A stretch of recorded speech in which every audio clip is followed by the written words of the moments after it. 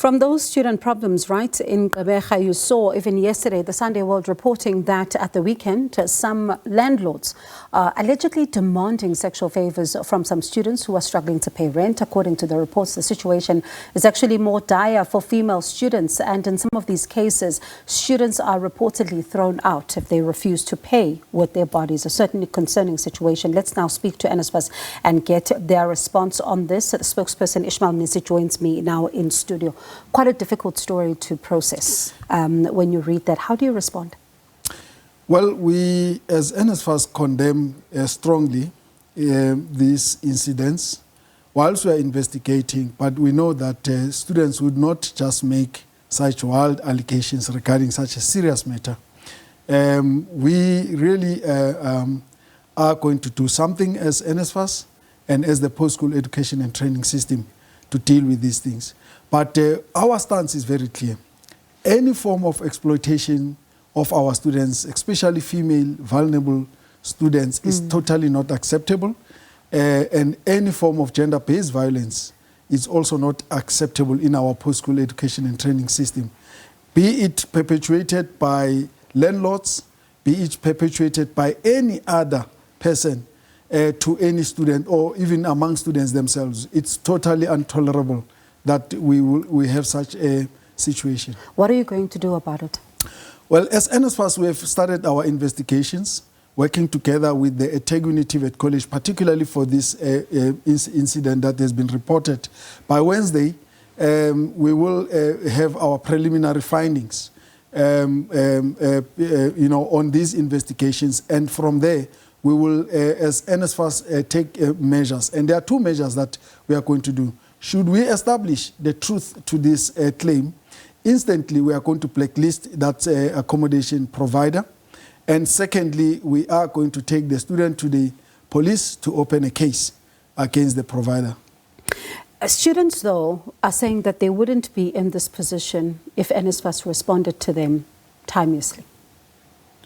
Well, indeed, we cannot exonerate our role as NSFAS in as far as student accommodation is concerned. We have a role to play, and we are executing that role together with our institutions, be it TVET colleges or universities. So in instances where students are not accommodated and they are within our care, we take maximum and full responsibility for that. So what's the hold-up? And I ask this, right, because if you're still listening to students like we just heard now, who are saying that NSFAS is taking too long when it comes to, deciding on their matters as to whether or not they're going to be funded. Yes, they've received the, maybe a decision on that, but money is not there. Others are saying that they're finding themselves with last year's debt and they cannot be able to register this year. Where's the hold-up?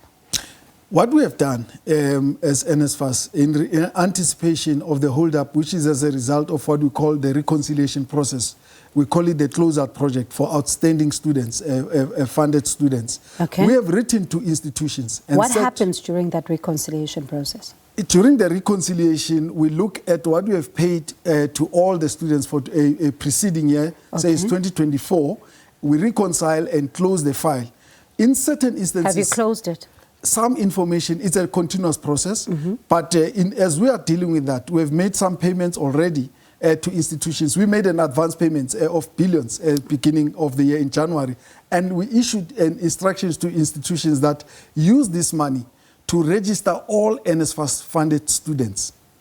That is the first thing that we are doing with it. We said, whilst we are waiting for the registration list from yourselves, let no student from NSFAS suffer as a result of the reconciliation processes between ourselves and yourself. They're suffering, so someone is not doing what you said. Exactly. This is what is currently at play.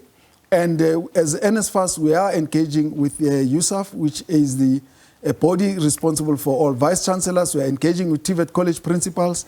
And on top of it, what we have done as NSFAS, on the 31st of January, we issued a circular to them, reminding them that can all NSFAS students be registered and not even pay the registration fee, because we understand that some of them might not have the money that relates to registration and so on, but we take full accountability of that. This includes those that have applied for a loan. What did they say? Well, we have not had any feedback except for the meetings that are there. And in anticipation of no feedback, we are working very well, maybe I must say that, with our institutions. And when we have made such requests, our belief is that all those requests are being taken positively and they will be implemented. Whilst when? I think the big question is when, Ishmael, because if you still have students who are still saying that they're struggling, they're still waiting, the big question for them watching tonight is when? Well, institutions have responded, a number of them, to paying allowances in the amount that we've given them. We are going to pursue all those that have not, because our colleagues are on the ground gathering all that information relating to which institutions have not used our advance payments and what are the reasons therefore. And even for those that we have made a request to, that let's accommodate students, be it in university or private accommodations, whilst we are sorting out all of those. In a statement that we've released even yesterday, we emphasize that point to our institutions, that let's make sure that NSFAS funded students are registered and are accommodated, and will take liability as NSFAS for those that would have confirmed. So when you are then looking at these advanced payments, right, and what you're saying to the universities and what you're saying should happen, all well and good. But when you then are looking at this issue, where is the broken telephone here? Because it's one thing to say there's an advance payment. So if they're sitting with an advance payment, they've got no reason to not take the students immediately. One of the issues that I know is still outstanding in the sector is the determination of allowances for 2025, which a number of institutions have raised it as a concern, that how much do we allocate therefore as institutions. However, in our response is that we will use the 2024 allocations and make adjustment where appropriate, because those determinations are made at the departmental level. However, money is sitting with institutions, and that reconciliation can happen between ourselves and the institutions. Whilst the students are getting registered, students are starting with their academic year. So, let me get this correctly. There's the department that needs to deal with the issue of allocations as the universities or the institutions are asking. Then there are yourselves, who's not doing their jobs, because surely somebody knew that 2025 is coming. The allocations needed to be clear. You yourselves are saying, yes, work on what we gave you last year. We will make the necessary adjustments. It's February. If we're still making adjustments now, what does that say? Well, when we're dealing with the financial matters, we need to cross-check between ourselves, the department, and institutions themselves in terms of what institutions are charging for each and every course that our students are enrolled for. And then we determine on our side what the quantum of the allowances would be. And I think, and the department, because the budget is allocated to the department, then transferred to NSFAS for this purpose, there must be concurrency in terms of what ought to be paid to institutions. So in as far as that tripartite relation is concerned, a lot of progress has taken place. The only challenge, as I'm saying, is that determination from the institutional level, which we gave them the assurance that whatever that which must be paid to the students as allowances, and we will take full accountability of as NSFAS for our own NSFAS funded students. Do they believe that? Are they exercising it? Have you checked on the ground to make sure that each and every single student is in class? Our servicing administrators and the number of students that we have deployed to institutions to work with our universities, to work with our TVET colleges, to make sure that there is no NSFAS student which is remaining unregistered, unfunded, and allowance is not paid. And that also includes issues of accommodation. We would accept as NSFAS that as we send information, there is some discord sometimes in terms of the understanding of that message, because we are a system that is very huge. and we continuously engage with our institutions but to make sure that how do you communicate better, Ishmael? Pardon me for coming in there. How do you communicate better? And I ask this because we've just seen a report. The Nelson Mandela University, the Higher Education Minister is now even asking for a task team to get involved there and making sure that there are no academic activities that are delayed, because last week students were protesting. You are saying, and I agree, I hear you. Yes, this institution is huge, but certainly at some point, something needs to improve. Every year, students can't be beginning the year like this. I mean, you saw a protest at Wits, you're seeing this. What needs to happen so that your systems are so seamless that when the academic year is starting, we do not see these problems? What we need to do as a sector, and what we are learning out of these old experiences, is that we need to start planning early for an academic year. We need to start opening NSFAS applications way in the first quarter of the year, to give NSFAS an opportunity to also process all those applications, and decisions get made prior to the beginning of the academic year. If you look at the timing of the opening of the applications is in September, and then throughout September, October, November, or the last quarter or the third quarter of the year, we're processing these applications. Even now, we are still dealing with some applications which we are processing. Some students have not submitted documents.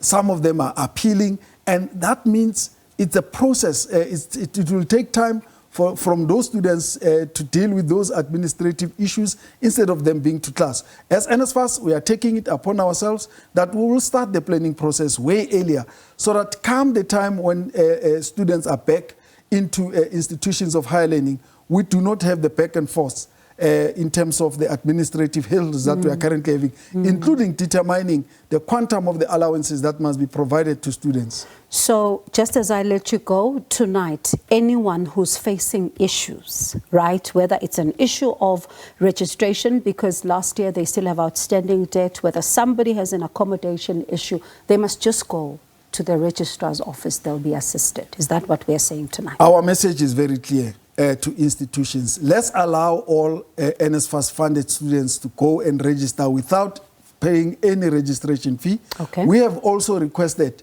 the accommodation providers to accommodate even the returning students into those accommodation establishments where they were accommodated, so that we don't have any other hurdles that is relating to the payments on our side. We have, including the ones that have applied for a loan scheme, by the way. In our communication on the 31st, we did indicate that even those that we have sent a list to institutions, whilst the list are, exchanging hands between ourselves and institutions, let's allow the students to get in class. We take full liability as NSFAS for the payments of those that we have sent. So stay put, right? I'm about to let you go, but we are asking the viewers this question tonight about this exploitation. We are asking them to say, how do you avoid this issue of student exploitation? Let's see what some of the viewers have to say. Pule says, good evening, Bongi. Hi, student exploitation can only be avoided if all NSFAS officials are removed from office and replaced by competent and qualified people. Landlords, on the other hand, should face the full might of the law and rot in jail for these heinous crimes against humanity. Dennis, the state should advocate for policy reforms that protect students' rights, promote fair practices, and ensure timely payment resolution. All right, I do understand we have a video as well. Before I get a response from Ishmael on one part of your comments, let's take a look at this video. All right, we are going to be taking this video now from one of our listeners as we're looking at this issue of NSFAS, because this particular issue is quite important. You're listening to NSFAS. NSFAS is speaking about the importance of ensuring that students are in class as the academic year is beginning, and there mustn't be any of the delays at all. Institutions have been given advances, and NSFAS says that they should then be able to accommodate all these students, and the liability, a lot of people will think it is, but I suppose there's a broken telephone somewhere. But I do understand that video is ready now. Let's take a look. Sam Alekotriko Pisbonkwe Dumela. The NSFAS administrator made a call that all accommodation providers who have outstanding legitimate claims to submit their lists to NSFAS for further processing and verification. NSFAS further stressed that accommodation debt will only be finalized on receipt of legitimate accommodation claims. Bye-bye, bonky bonky. Dr. Sam, you finally sent us a video so we see what you look like. Thank you so much for sending us your video. Thank you for, responding to our call. That's our regular. Dr. Sam Alikotrikop is there, always watching the show. Ishmael, the first tweet says, fire the incompetent people at NSFAS. That's our viewer. What do you say? There has been a lot of cleaning up internally at NSFAS from the time when we're dealing with the investigations regarding the irregular appointment of servicing or services or payment service providers to NSFAS. We are having an administration now that is as a result of the cleaning up campaign in the organization. Actually, the minister has even pronounced today that the board has been appointed to even look further at the cleaning up. Paula says NSFAS. Student exploitation can only be avoided if all NSFAS officials are removed from office and replaced by competent and qualified people. That is too gross to say all, because there are very hard-working officials at NSFAS who are working day and night to make sure that NSFAS functions, to make sure that we process disbursements. They have been working throughout December. They are working now. I think we need to give credit to those employees who are hard at work. I've said one of the issues is just to do better planning. And if we start early, we'll then be able to get results that we want.